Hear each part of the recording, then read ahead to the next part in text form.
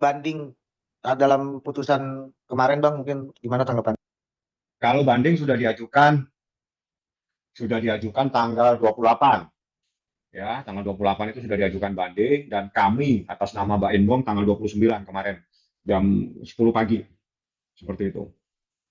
Terkait ini Bang, mungkin aku mengkonfirmasi terkait bocoran rekaman suara yang diduga saat selingkuh itu Bang, mungkin ingin memvalidasi apakah itu memang benarkah itu rekaman yang bocor dari Mas Baim gitu Bang?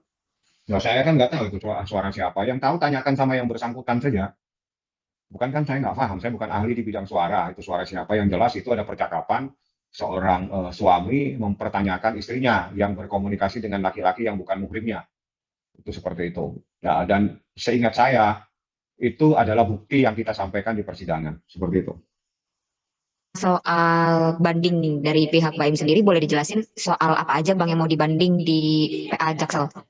Kalau itu nanti aja, kalau sudah memori bandingnya kita serahkan. Yang jelas, seingat saya ada 2 poin yang terpenting, yang itu yang Baim amanatkan kepada saya.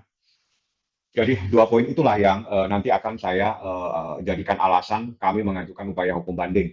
Tapi terkait dengan pertimbangan hakim, yang lainnya kami sependapat bahwa memang terbukti nusus atau nuyus ya, di mana nuyus itu mempunyai makna istri yang durhaka, istri yang membangkang, istri yang melawan, istri yang tidak menghormati suami. Seperti itu. Bang, tapi pertimbangan dari Bang Baim itu munculnya dari banding yang diajukan Paula juga nggak sih Bang? Atau memang Iya, udah ada rencana dari awal? nggak ada. Banding. Perintah kepada saya tidak boleh banding, dengan catatan boleh banding kalau pihak termohon mengajukan banding terlebih dahulu. Jadi karena tanggal 28 pihak termohon mengajukan banding, kami mengajukan banding juga pada tanggal 29. Seperti itulah faktanya. Untuk agenda dari banding sendiri nanti perdananya lagi tanggal berapa Bang? Nggak ada sidang, itu hanya administrasi memori namanya. Bang, ini kan si tadi Paula ke Komnas Perempuan katanya ada yang diskriminatif terhadap dirinya Bang. Karena kan ini hanya sepihak gitu Bang. Maksudnya nama Paula menjadi jelek gitu Bang karena bocornya putusan isi salinan persidangan dan juga rekaman-rekaman yang bocor gitu Bang. Ya, saya cuma ingatkan kepada Komisi Perempuan untuk hati-hati mengambil sikap karena ini adalah perkara masih bergulir di pengadilan. Saya minta untuk tidak masuk di dalam persoalan terkait dengan pertimbangan-pertimbangan hakim. Ya, saya ingatkan untuk tidak masuk dan mengintervensi dan menilai pertimbangan-pertimbangan hakim. Kalau memang ada persoalan terkait dengan semua yang dilaporkan itu terkait dengan pertimbangan hakim, saya minta untuk hati-hati masuk dalam persoalan ini karena Anda bisa mencampuri kewenangan yude facti. Pertimbangan yude facti Anda tidak bisa campuri. Jadi tolong Anda harus berhati-hati, saya ingatkan, karena ini semuanya itu adalah terkait dengan pertimbangan hakim. Kalau pertimbangan hakim keberatan, upaya hukumnya banding, bukan mengadu ke sana kemari. Seperti itu. Bang, tapi artinya ini kan tadi pihak Paula bilangnya masih didiskusikan gitu ya. Kalau ada panggilan dari Komnas Perempuan sendiri, gimana dari pihak Abang dan Baim? Maksudnya yang dipanggil siapa ini? Jika pihak pihak Baim dipanggil sama Komnas Perempuan, ya untuk diskusi aja mungkin gimana Bang? Saya tidak akan datang. Karena bagi saya, Komnas Perempuan tidak boleh mencampuri proses yang saat ini sedang berjalan. Tidak boleh, titik. Saya ingatkan hati-hati. Jangan Anda masuk pada perkara yang saat ini sedang bergulir. Karena yang terkait dengan persoalan itu adalah pertimbangan hakim. Kalau pertimbangan hakim, tidak ada yang mempunyai kewenangan kecuali hakim yang lebih tinggi tingkatannya. Lembaga lain, institusi lain, tolong hormati lembaga pengadilan yang telah memutus dalam perkara ini. Seperti itu. Bang, tapi hal ini sempat diperdebatkan juga kan ya di dalam sidang. Ini seperti apa Bang mungkin waktu dibahas pada saat itu? Apanya yang diperdebatkan? Dugaan KDRT ini Bang. Sudah dipertimbangkan, tidak terbukti. Walaupun katanya pihak Paula sudah menyiapkan bukti Bang, CCTV Sudah yang lain. dipertimbangkan. Di sini pertimbangannya pada halaman 113. Tergugat rekonvensi pernah menggerakkan kepala secara cepat. Dan itu meninggalkan video CCTV tersebut tidak dapat sepenuhnya menjadi bukti kekerasan dalam rumah tangga secara fisik yang menimbulkan akibat trauma fisik atau kekerasan psikologis sebagaimana yang dimaksud dalam undang-undang dan seterusnya. Demikian juga tidak ada bukti trauma psikis sebagai akibat dari kekerasan verbal. Adanya dampak traumatik akibat terjadinya kekerasan menjadi bagian tidak terpisahkan dalam undang-undang. sudah dipertimbangkan ini, tidak ada masalah, tidak ada Recording in KDRT. progress. Jadi tidak ada KDRT karena tidak ada bukti visum dan sudah dipertimbangkan. Kalau pertimbangan ini dipersoalkan, bukan kewenangan Komisi Perempuan untuk mengurusinya. Oke Bang, tapi di laporan tadi ada 2 dugaan kekerasan lagi Bang, yaitu soal kekerasan seksual dan kekerasan ekonomi yang diajukan pihak Paula. Gimana menurut Abang? Mungkin sempat dibahas di sidang kemarin Bang. Semuanya sudah ada, saya tidak mau menanggapi yang aneh-aneh seperti itu. Kalau saya fokus saja kepada permasalahan ini, silakan Komisi Perlindungan Perempuan kalau nggak salah ya. Anda jalankan tugas Anda sesuai dengan kewenangan yang diberikan undang-undang, Anda jangan masuk dan mencampuri proses hukum yang saat ini sedang berjalan. Saya ingatkan. Seperti itu. Bang, maaf Bang, ini tadi juga kuasa hukum dari Paula juga menyebutkan bahwasanya ada dugaan juga Baim sempat mencium wanita lain gitu Bang, selain Paula mungkin kayak ada dugaan. Tidak pernah saya melihat adanya foto yang dilampirkan dalam proses pembuktian tersebut. Gitu loh. Jadi kita nggak nyampurin yang seperti itu, karena kalau kita berbicara hukum itu berbicara bukti. Kalau cuma hanya dalil tanpa ada bukti, itu tidak bisa dipertanggungjawabkan. Sebagai contoh, menyatakan adanya KDRT di dalam pertimbangan yang saya sampaikan tadi pada halaman 100, halaman 111 kalau nggak salah sebentar. Pada halaman 113 itu tidak terbukti. Itu pertimbangan hakim. Kalau pertimbangan hakim seperti ini, itu adalah menjadi kewenangan hakim, tolong jangan diintervensi, jangan dicampuri, jangan juga dinilai. Tapi kalau ada persoalan Anda keberatan terhadap itu, diberikan ruang, diberikan tempat, diberikan hak. Haknya itu adalah upaya hukum banding. Saya minta institusi lain hormati. Jangan coba-coba masuk terkait dengan penilaian fakta-fakta persidangan, itu menjadi kewenangan judi fakti, kewenangan hakim yang memeriksa dan mengadili perkara. Seperti itu.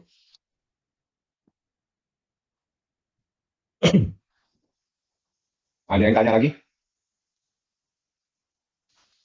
Bang, tanggapan Abang kemarin kan pihak Paula sempat datang ke Dewan Pers juga. Sebenarnya untuk diskusi sih soal dia merasa pemberitaan terhadap dia tuh menyudutkan dia lah gitu. Menurut Abang gimana? Ya itu yang bisa jawab Anda lah. Kan Dewan Pers, saya kan bukan bagian dari Dewan Pers, saya bagian dari organisasi advokat. Ya, kalau terkait dengan advokat, Anda bisa tanya saya. Kalau terkait dengan masalah Dewan Pers, Anda tanya pada diri Anda sendiri. Adakah hal-hal yang Anda lakukan yang telah menyimpang dari kode etik profesi sebagai seorang jurnalis? Ada yang Anda lakukan menyimpang?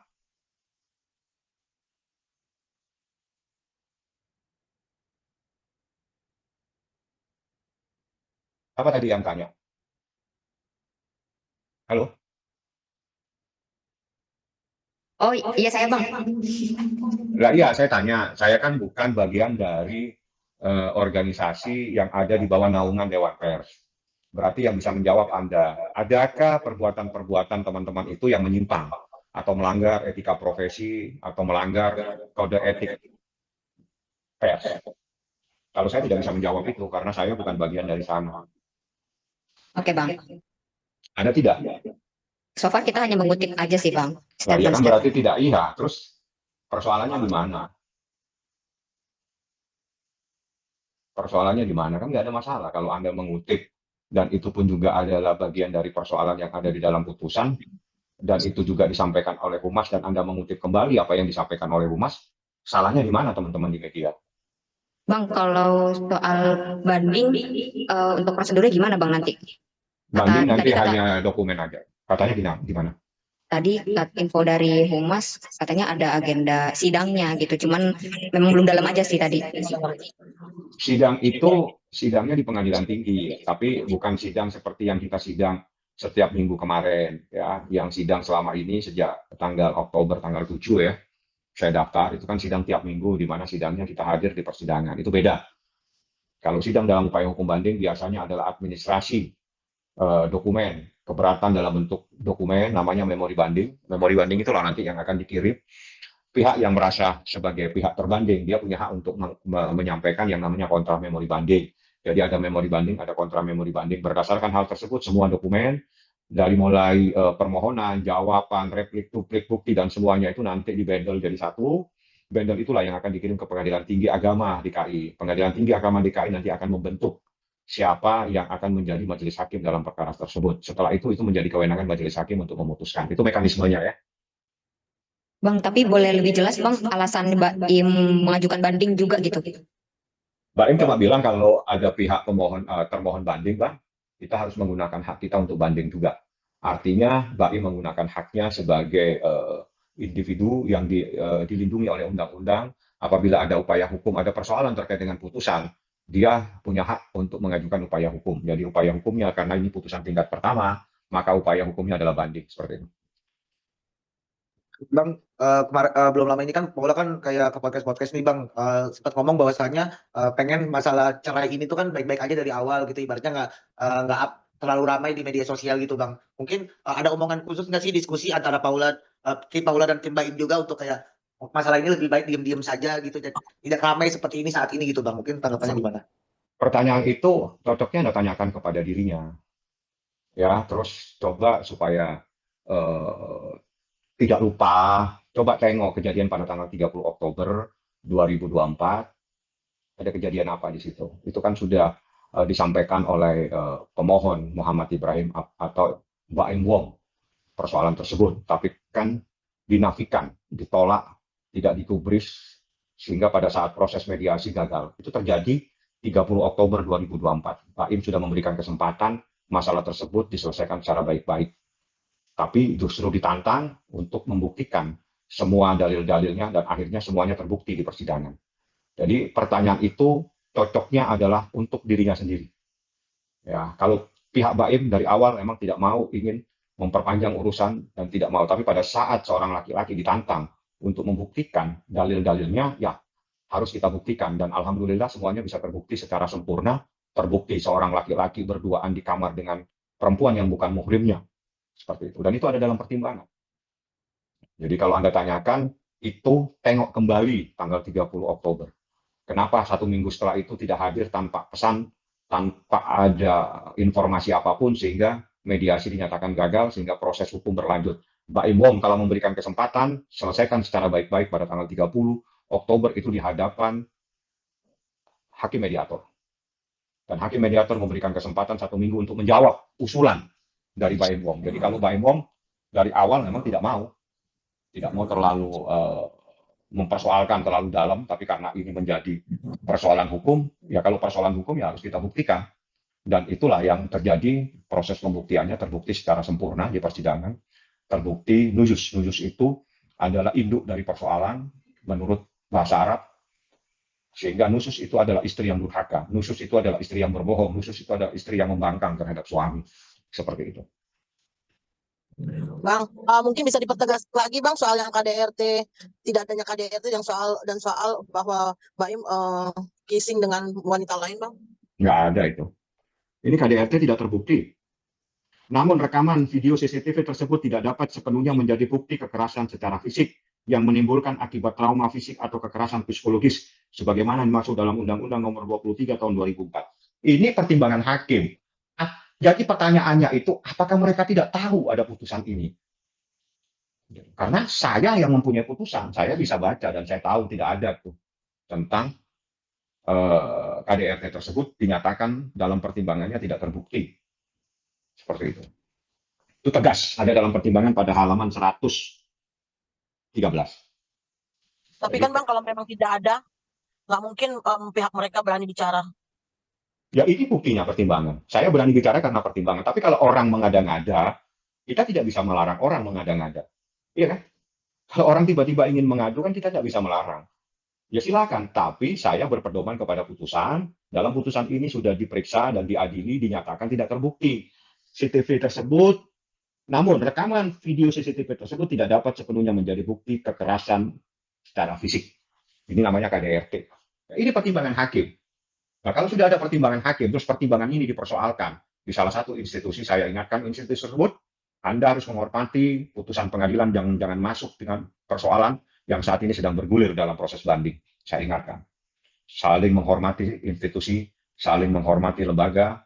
Jadi pada saat ini menjadi kewenangan lembaga dan saat ini diperiksa oleh lembaga terkait dengan persoalan apa yang ada di dalam fakta-fakta persidangan, tolong hormati dan jangan masuk dan jangan mencampuri. Seperti itu. Bang, persoalan ini kan artinya ada case baru Bang, soal yang katanya Mbak Im ciuman itu Bang. Kalau memang tidak, ini kan bisa dibantah Bang, masalah itu Bang. Kan sudah dibantah di Sampai persidangan. jadi bola liar lagi Bang nantinya gitu loh. Kan sudah ada di persidangan, kan sudah kita bantah semua dan itu tidak ada masalah. Karena itu sebagai dalam fakta-fakta persidangan itu disampaikan, tapi dibantah. Ya sudah seperti itu faktanya. Orang mendalilkan tapi ada pembantahan gitu. Terus tanggapan Baim sendiri gimana Bang dengan soalnya Pak Paula ke KY, ke Komisi Perempuan, ke Dewan Pers, itu gimana Bang tanggapan Baim? Ya nggak apa-apa. Mungkin kalau belum ya ke lembaga yang lain mungkin masih ada yang perlu didatengin. Kan namanya orang mau jalan-jalan masa kita larang. Nggak apa-apa dia mau jalan-jalan ke sana kemari. Kalau masih ada institusi atau lembaga yang belum didatangi, datangin aja biar lengkap. Bang, sedikit nih Bang, tadi sempat ditanya juga sih, tanggapan soal rekaman yang diduga mirip suara Baim dan Paula bertengkar, kan dipertanyakan gitu, kenapa pertengkaran rumah tangga ini direkam? Gimana tanggapan Abang? Kan dilihat. Sebelumnya kan sudah disampaikan. Saya rekam, saya jadikan bukti. Dan itu sepengetahuan para pihak. Terus salahnya di mana? Apa yang salah di saat seseorang ingin menyajikan bukti pada saat ada sesuatu permasalahan? Lebih ini sih Bang, Paula merasa pertengkaran itu tuh direkam tanpa persetujuan Paula gitu. Salah. Itu kan sudah ada di dalam video yang beredar. Kan pertanyaannya kenapa direkam? Saya rekam untuk bukti. Kan dia bilang kenapa direkam? Saya rekam untuk bukti. Ya kalau memang dia keberatan kan dia nggak usah ngomong kan? Saat ditanya-tanya. Lah itu kan pada saat ditanya kan dalam keadaan direkam itu. Dan sebelumnya sempat ditanyakan. Satu. Yang kedua, percakapan itu kan dibuka dari HP. Dan HP itu mempunyai PIN. PIN-nya satu sama lain tahu. Artinya itu bisa dibuka oleh kedua belah pihak. Tidak ada masalah. Karena itu bukan sesuatu misalnya punya HP, HP-nya nggak bisa dibuka. Kita paksa buka dengan cara yang melanggar hukum. Tapi ini tidak dibuka karena satu sama lain memegang PIN-nya. Dan itu dipersoalkan. Loh, kenapa dia saya rekam? Saya rekam. Itu di percakapannya itu kan ada. Coba Anda dengar lagi, Anda cari. Kalau Anda cari mungkin yang lagi beredar, di situ ada percakapan kenapa direkam. Ya memang saya rekam untuk bukti. Supaya tidak salah lagi. Jangan sampai nanti ngomong A dibilang B, ngomong B dibilang C. Kalau sekarang ngomong A, ini buktinya A. Itulah tujuannya, pembuktian. Tidak ada yang salah karena mereka suami istri. Menjadi masalah kalau yang direkam itu orang lain, seperti apa yang saya laporkan. Bang, artinya gak memenuhi unsur ya Bang kalau mau dilaporkan penyebaran data pribadi yang Nah. tadi dinilai pihak Paula itu tidak berdasarkan konsen gitu Mas. Nah, itu kan rekaman-rekamannya sepengetahuan dia. Dan sebelum rekam kan ditanya kenapa direkam. Saya rekam supaya saya tidak salah. Kan itu ada awal daripada kalimat. Coba Anda putar lagi. Saya tahu karena itu menjadi bukti. Jadi persoalannya itu sekarang ada 3 bukti. Bukti yang pertama saya serahkan kepada majelis hakim. Bukti yang kedua saya serahkan kepada termohon atau pihak yang sekarang mengadu ke Komnas Perempuan. Bukti ketiga ada di tangan kami sebagai pihak. Nah, sekarang pertanyaannya siapa yang menyampaikan itu? Sehingga itu ada di media sosial. Dan itu rekaman itu sempat dipertanyakan. Bagaimana ini ceritanya? Disampaikan, saya rekam karena saya bicara, saya rekam ini. Untuk menjadi bukti. Itu disampaikan, bukan terus merekam dengan sembunyi-sembunyi, tidak. Direkam di hadapannya dan disampaikan, saya rekam ini sebagai bukti supaya saya tidak salah lagi. Seperti itu. Terus kalau seperti itu, salahnya di mana? Dan yang dibaca itu, kalau Anda mendengar ada yang dia baca-baca itu sambil memegang HP pada saat videonya yang saya lihat. Jadi dia di screenshot ya, bukan screenshot. Jadi HP-nya itu dijalankan sehingga muncullah kalimat-kalimat tersebut dan itulah yang dibaca. Seperti itulah faktanya. Jadi itu adalah ya memang itu faktanya seperti itu. Terus persoalannya di mana? Bang, kalau kayak gini kan menjadi kasihan dari anak-anaknya ya Bang gitu loh. Artinya karena keegoisan orang tua dari pihak ibunya, bapaknya. Alangkah baiknya mereka duduk bareng lagi gitu Bang. Apa namanya mereka artinya kan ini sudah putusan cerai sudah tidak bisa diganggu gugat gitu loh. Tapi untuk yang lain-lain bisa nggak sih Bang gitu loh di ini di apa namanya diperbaiki lagi hubungannya gitu loh. Kalau pertanyaan ini bagusnya Anda tanyakan kepada pihak yang lagi ke sana kemari. Tapi kalau pihak Pak Imwong, tanggal 16 April sekitar jam 9, setengah 10, anggaplah jam 10 pagi, saya bersama dia dari Pengadilan Agama Jakarta Selatan bersama kakak-kakaknya. Baim sudah memberikan ultimatum pada saat itu, perkara ini kita akhiri di sini dan tidak ada banding-banding lagi. Betul? Anda pernah dengar itu kalimat? Iya, pernah Bang. Ya sudah. Terus manakala Baim sudah menyatakan itu, tapi pihak yang lain justru ke sana kemari mempersoalkan hal-hal yang tidak masuk akal semua, mempersoalkan pertimbangan-pertimbangan yang menjadi kewenangan daripada Yude Fakti, terus apa salahnya jika Baim juga mempertahankan, membela diri pada saat dia juga dipersoalkan? Ya karena kan mungkin tadinya mungkin memang Paula kan tidak akan banding, cuman karena ada statement dari pihak pengadilan yang dianggap mungkin agak meresahkan, itu mungkin yang membuat Paula akhirnya melakukan itulah gitu loh. Dia agak kecewa mungkin Bang. Tidak. Apa yang disampaikan oleh Humas itu sudah benar. Ada surat keputusan Ketua Mahkamah Agung Republik Indonesia nomor 144 tahun 2007, di mana dalam perkara-perkara yang menjadi sorotan publik atau menjadi atensi masyarakat, seperti kasus ini sejak Oktober sudah menjadi berita dan setiap sidang semuanya teman-teman media ada hadir, setiap awal sidang teman-teman media hadir meliput, setelah itu disuruh keluar, artinya perkara ini memang lagi menjadi sorotan masyarakat. Dan sesuai dengan surat keputusan Ketua Mahkamah Agung 144/2007 dibolehkan untuk menyampaikan hasil keputusan tersebut walaupun itu belum inkrah dengan syarat disamarkan nama para pihak. Nama para pihak contohnya misalnya namanya Budi Hartono misalnya. Mohon maaf kalau nama ini mungkin ada seseorang lain, saya mohon maaf ini hanya inisial untuk memberikan gambaran lebih mudah. Itu di inisial. Biasanya itu nama tersebut tidak ada atau biasanya XXXXX kalau putusannya itu. Artinya nama itu yang disamarkan. Nah, pada saat Humas menyampaikan informasi, Anda semua teman-teman media mendengar dan Anda tahu, adakah Humas itu menyebut nama seseorang? Tidak ada. Dan itu sudah benar, tidak ada salahnya. Karena itu adalah perintah dari surat keputusan Ketua Mahkamah Agung yang memerintahkan untuk keterbukaan informasi persidangan. Dan itu diwajibkan untuk menyampaikan kepada masyarakat di saat perkara tersebut menjadi sorotan masyarakat. Jadi nggak ada yang salah yang disampaikan. Mungkin Ya, Abang ada yang mau mungkin Bang. nggak ada, kalau banding itu hak ya. Jadi ya udah kita berproses aja. Jadi saya sampaikan, saya berpedoman kepada apa yang ada dalam putusan dan itu menjadi pertimbangan. Artinya fakta-fakta persidangan itu dinilai. Dari penilaian itu dilakukan yang namanya pertimbangan. Jadi terbukti, tidak terbukti, ya, itu ada di dalam pertimbangan. Dan itu semuanya sudah ada dalam putusan yang setebal 121 halaman. Jadi nggak ada lagi. Kalau saya pedomannya putusan, jadi saya nggak akan mengarang-arang dan seterusnya. Jadi saya minta hormati ya institusi atau lembaga pengadilan yang saat ini lagi memproses perkara tersebut, gitu ya. Jadi kalau memang hal-hal yang terkait dengan pertimbangan, terkait dengan putusan, apa yang ada dalam putusan, mohon untuk tidak masuk dan atau mengintervensi, karena itu akan menjadi persoalan lagi. Tapi kan jam 9 kelar. Untuk anak-anak sejauh ini gimana Bang? Saya belum berkomunikasi dengan baik. Hanya sebatas komunikasi saya itu 2 hari ini intens terkait dengan adanya banding. Jadi memang perintahnya kepada saya, amanahnya dia, manakala termohon mengajukan banding, Bang, Abang ajukan banding, saya izinkan. Artinya, kalau pihak sana tidak mengajukan banding, saya dilarang mengajukan banding. Itulah yang sebenarnya. Jadi kita nggak pernah memulai.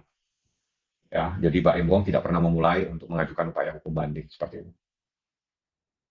Tapi anak-anak sekarang sama siapa Bang? Saya kurang paham. Sepertinya, semoga tidak salah. Kalau salah saya minta maaf. Sepertinya ada dengan Baim Wong.